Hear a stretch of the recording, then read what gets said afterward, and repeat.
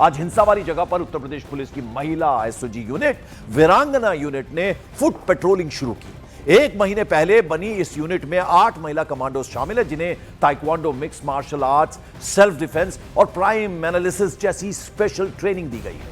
इस टीम का मकसद महिलाओं की सुरक्षा और अपराधियों पर लगाम लगाना है। और ये टीम आप यहाँ पर देख सकते हैं, इनसे भी बात करने की कोशिश करेंगे। आप मैम क्या कहेंगे, आपकी किस तरह से ट्रेनिंग हुई है और बरेली जैसे माहौल में कितना ज़रूरी होता है कि क्यूआरटी टीम को उतारा जाए? सर कंप्यूटर फिटनेस ट्रेनिंग की है, सीएफटी, फिर सर क्रोमागा, सर ये सभी किया है। तो बहुत ज़रूरी है सर इस दंगे में स्पेशल फोर्स का आना कमांडो का। कि ट्रेनिंग आपकी हुई है और बरेली जैसे माहौल में किस तरह से आपको ट्रेन किया गया है? हमको मार्शल आर्ट, ताई कमांडो, सेल्फ डिफेंस की और वेपन्स की भी ट्रेनिंग मिली हुई है हमको। बाकी सबसे अलग वही है कि हमसे महिलाएं और ज़्यादा प्रेरित हों। जो महिला अपराध हैं वो कम करने के लिए हम लोगों की यूनिट बनाई गई है। और जो भी सेंसिटिव एरिया होते हैं, जैसे महिला का कोई सेंसिटिव हुआ है तो वहाँ हम दबिश वगैरह में भी जाते हैं। ये कहा जा रहा है कि आप अपनी तरह की पहली यूनिट हैं, तो ऐसी यूनिट का हिस्सा बनना आपके लिए गौरव की बात होगी। जी सर, बहुत गौरव की बात है कि हम उत्तर प्रदेश की पहली महिला एसओजी टीम के रूप में गठित हुए हैं। महिला कमांडो हैं एसओजी, जिसका नाम वीरांगना यूनिट दिया गया है। और ख़ास बात यह है कि महिला सुरक्षा और महिला अपराधों में कमी के लिए ये टीम बहुत महत्वपूर्ण योगदान निभाती है। और यही वजह है कि जब बरेली में हिंसा हुई और चाहे दबिश देनी हो या फिर दूसरी कार्यवाही करनी हो, ऐसे में क्यूआरटी एसओजी के इन कमांडो का बहुत अहम रोल होता है। और इसी तरह से हमने कल देखा था, कल भी इस टीम का मार्च किया गया। इसके साथ साथ 800 महिला पुलिसकर्मियों को बरेली की सड़कों पर उन संवेदनशील जगहों पर उतारा गया जहां पर बवाल हुआ, उपद्रव हुआ। और बरेली एसपी साउथ हैं अंशिका वर्मा। उन्होंने न्यूज 18 इंडिया से बातचीत में यह बतलाया कि एक महीने पहले ही इस यूनिट की शुरुआत की गई और बरेली हिंसा में उसकी तैनाती से किसी भी आशंका को कंट्रोल में करने के लिए इसको किया गया है।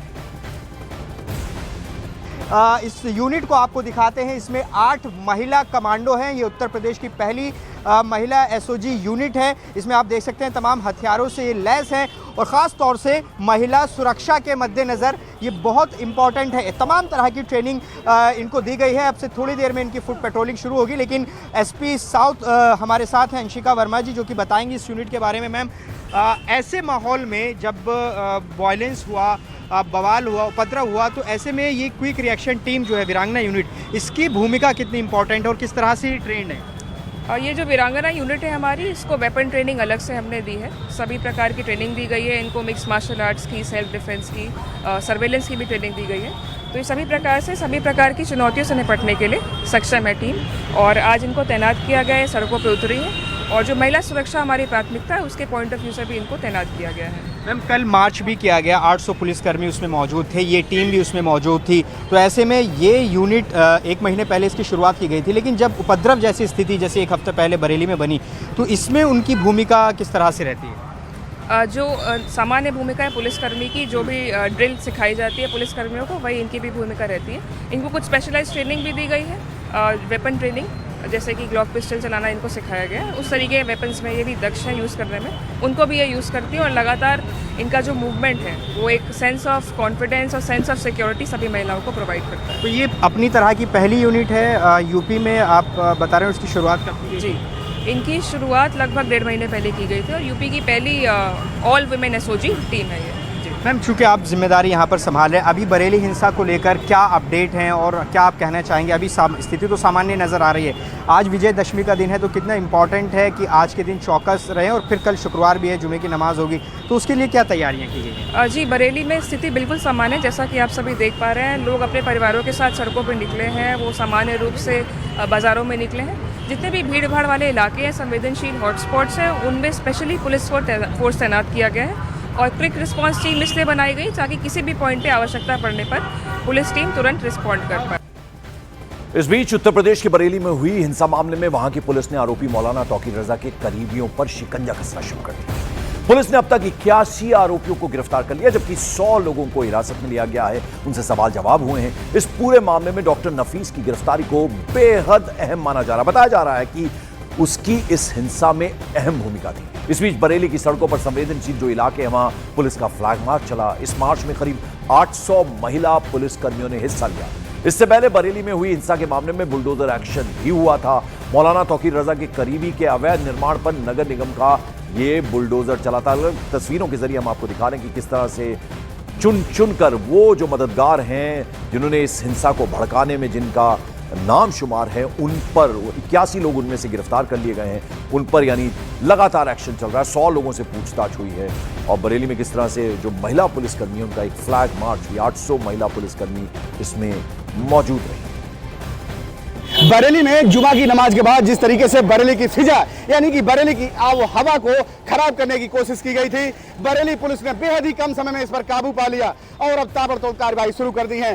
पुलिस ने ऐसे जो दंगाई है, आरोपी हैं, 10 मुकदमे दर्ज किए, जिनमें 7 मुकदमों में मौलाना तौकीर रजा को आरोपी बनाया गया है। करीब 2000 लोगों के खिलाफ मुकदमा दर्ज किया गया है और अब पुलिस ने लगातार अपनी धरपकड़ तेज कर दी है। जो सीसीटीवी फुटेज है, इसके साथ साथ जो ड्रोन कैमरों के फुटेज है, उनके आधार पर धरपकड़ तेज कर दी है और मौलाना तौकीर रजा, उसके लेफ्ट हैंड मोहम्मद नदीम और उसकी पार्टी के राष्ट्रीय महासचिव डॉक्टर नफीस सहित अब तक 81 लोगों को गिरफ्तार कर लिया गया है।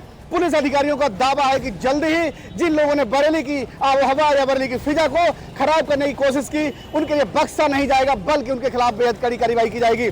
फिलहाल बरेली पुलिस ने अब तक 81 लोगों को गिरफ्तार कर लिया है, उनको जेल भेज चुकी है और पुलिस की धरपकड़ का अभियान लगातार जारी है। मैं रामविलास सक्सेना, न्यूज़ 18 बरेली।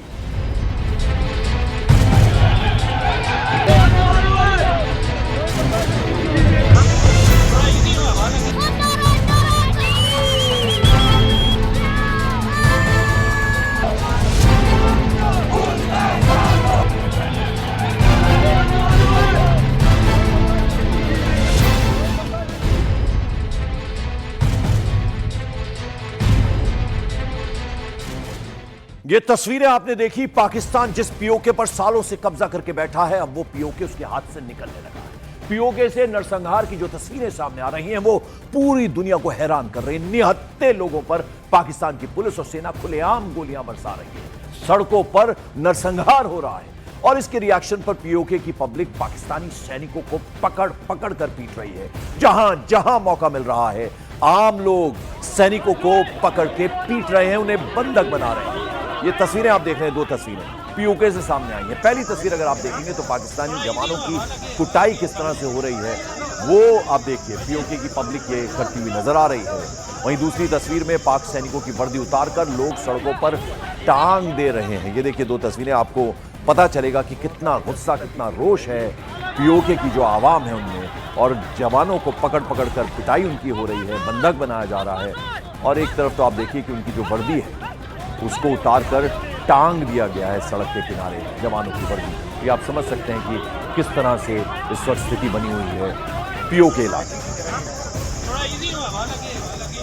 और पाकिस्तान में प्रदर्शन, जैसे आपको बता दें, JKJAAC यानी Jammu Kashmir joint Awami action committee की अपील पर हो रहे हैं। प्रदर्शनकारी सरकार पर मौलिक अधिकारों की अनदेखी और महंगाई कंट्रोल नहीं कर पाने का सीधे सीधे आरोप लगा रहे हैं। इन्होंने सरकार के सामने 38 डिमांड यानी 38 मांगे रखी हैं, जिनमें पीओके विधानसभा की 12 रिजर्व सीटें खत्म करने की मांग भी शामिल है। किस तरह से दुनिया भर में ये जो आवाज है वो जा रही है। आप देखिए संयुक्त राष्ट्र तक में मुद्दा उठा दिया गया है। मुजफ्फराबाद में किस तरह से प्रदर्शन हुआ, पाकिस्तानी रेंजर्स की कैसे पिटाई कर दी गई, और यहां तक कि लंदन में भी जबरदस्त विरोध हो रहा है।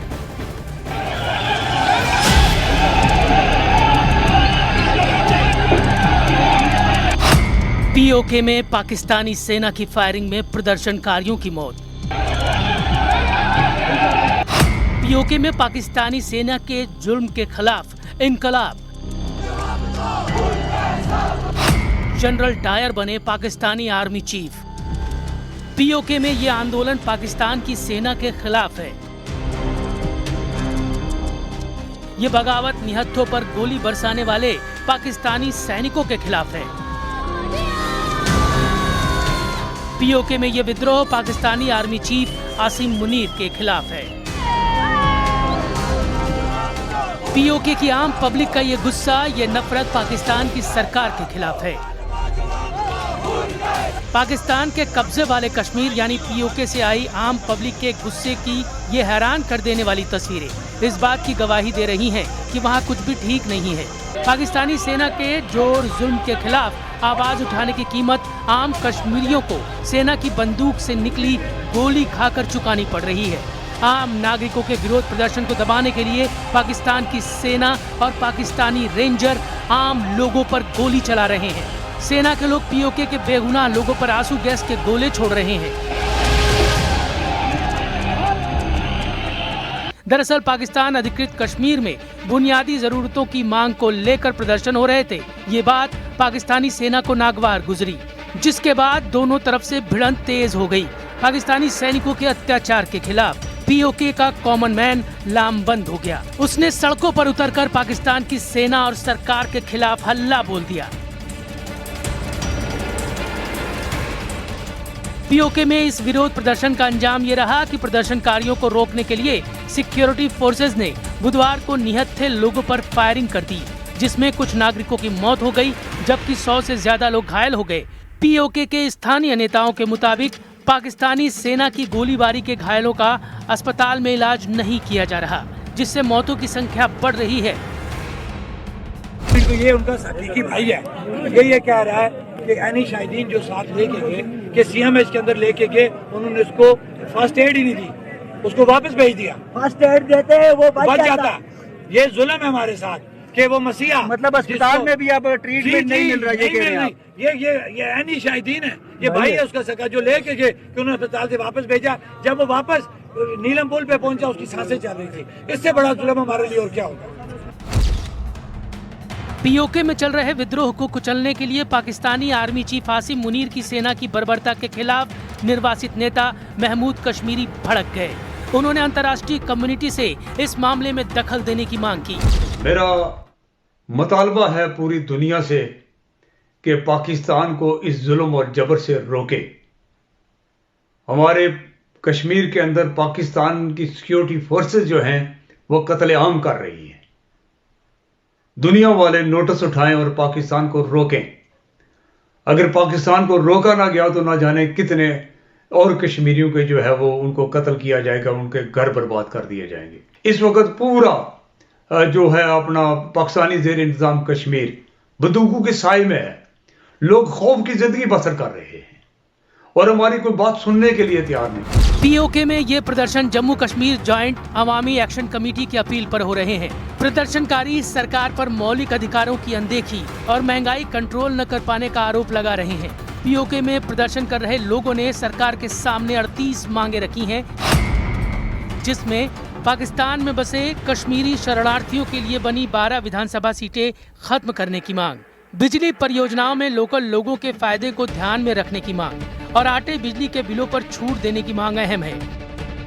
पीओके में प्रदर्शनकारियों की ये मांगे बुनियादी जरूरतों से जुड़ी हैं, जो जायज भी है। लेकिन आसिम मुनीर की सेना आम नागरिकों की इस मांग के लिए किए जा रहे विरोध प्रदर्शन को किसी भी हाल में कुचलना चाहती है।